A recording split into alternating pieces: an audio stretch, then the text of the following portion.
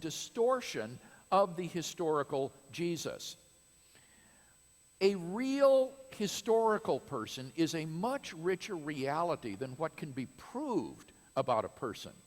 Think of Napoleon, for example.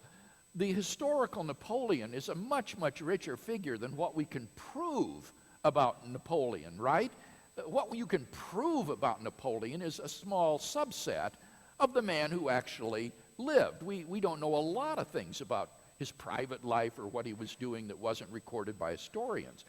But Ehrman equates, quote, a strictly historical perspective with what we can show on historical grounds. He equates the historical Jesus with what you can prove about Jesus. And that leads to a reconstructed Jesus, which is a pale abstraction of the robust reality that actually lived. The historical Jesus who actually lived is a much richer reality than what we can prove about Jesus. They're not the same thing.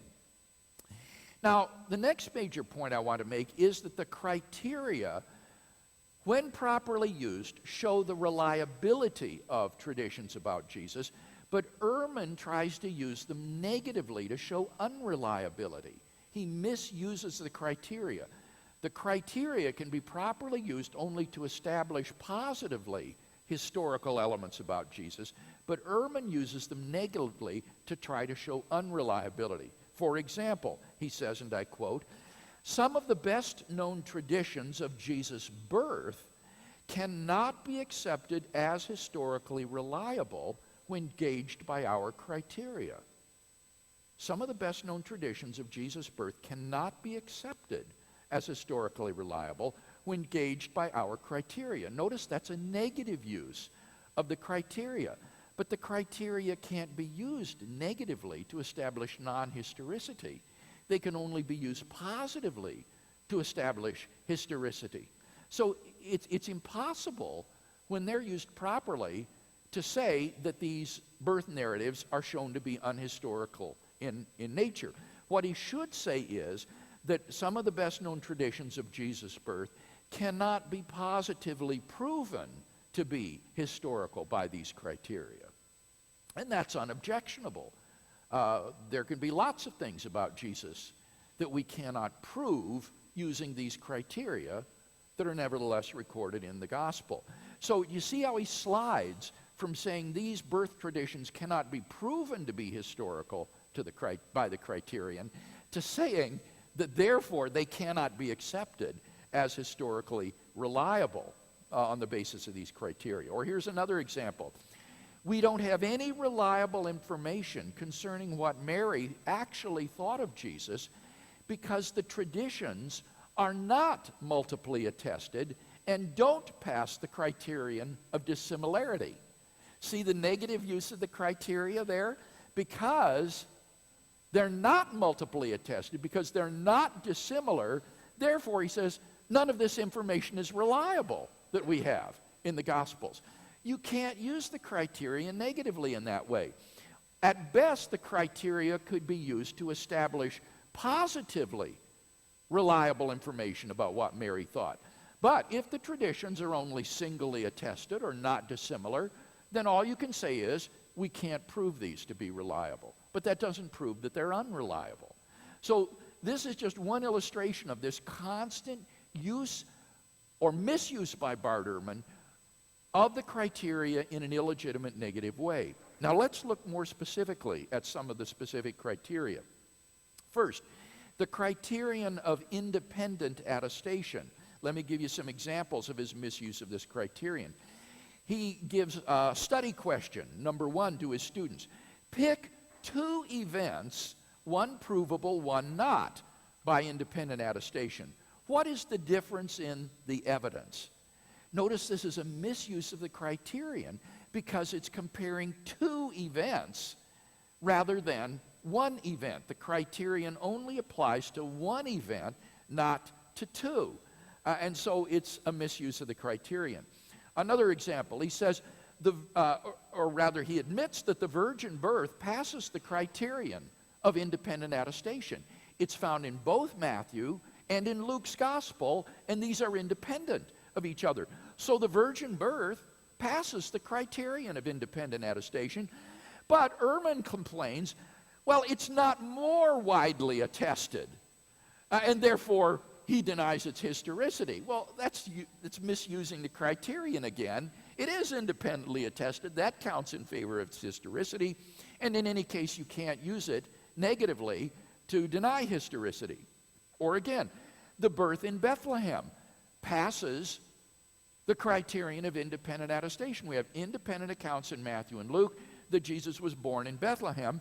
But again, Ehrman complains about a lack of more sources and says there are secondary inconsistencies in the narrative, and therefore we can't know Jesus was born in Bethlehem, which is simply a failure to apply consistently the criterion of independent attestation. Another example, he argues against the historicity of the trip to Bethlehem by Joseph and Mary because it's not multiply attested. That's an illegitimate use of the criterion. Just because it's not multiply attested, you can't infer that it's unhistorical. Or finally, he rejects Jesus' triumphal entry into Jerusalem despite the fact that it is multiply and independently attested in Mark's gospel and in John's gospel. Why? Well, he rejects it because it's not dissimilar. But that's denying both the criterion of independent attestation and misusing dissimilarity in a negative way. So these are just some examples of his misuse of the criterion of independent attestation. What about the criterion of dissimilarity?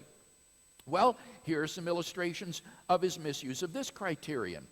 He says, some traditions may strike us as suspect in view of the criterion. That's impossible because the criterion can only be used positively to show that something is likely to be historical because it is dissimilar. If it's not dissimilar, that gives no reason to think it's suspect. Or another example, he says it casts a shadow of doubt on certain traditions in the Gospel of Thomas. Again, that's using the criterion negatively. You cannot use the criterion to cast doubt on certain traditions, only to establish them. Another example, he says, sources for the virgin birth have a vested interest in the doctrine, and so it doesn't pass the criterion. Well, this confuses dissimilarity with vested interest. Just because they have a vested interest in believing in the virgin birth doesn't mean that the story of the virgin birth isn't dissimilar. In fact, the story of the virgin birth is radically dissimilar to antecedent Judaism and paganism. Contrary to what you hear on the internet, the fact is that there are no parallels to the virgin birth in pagan religions in the ancient Near East. The stories of divine human offspring of a god and a human female in ancient mythology were not virgin birth stories.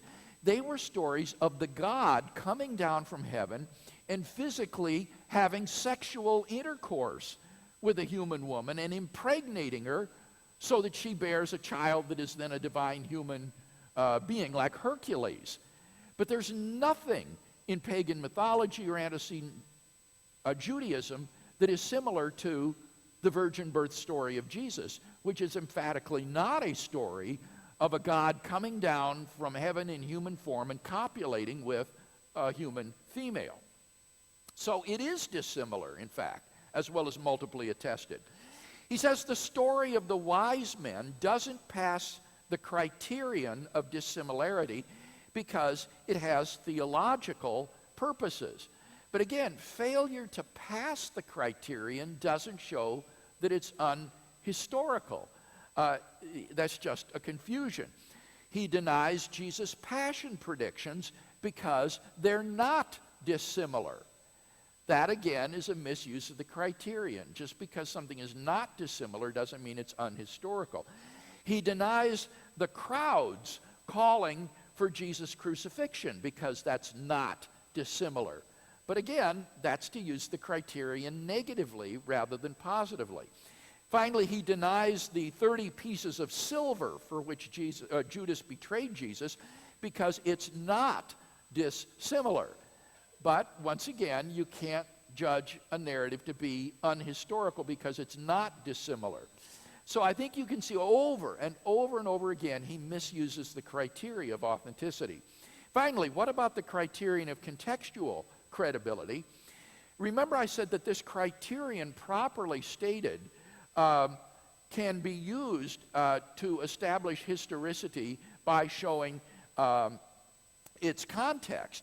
Now here Ehrman, I think, actually uses the criterion properly, but it's contrary to his misstatement of it. His misstatement was, remember, a negative misstatement that you use it to exclude historicity, and yet he argues Jesus spoke Aramaic because it makes sense contextually.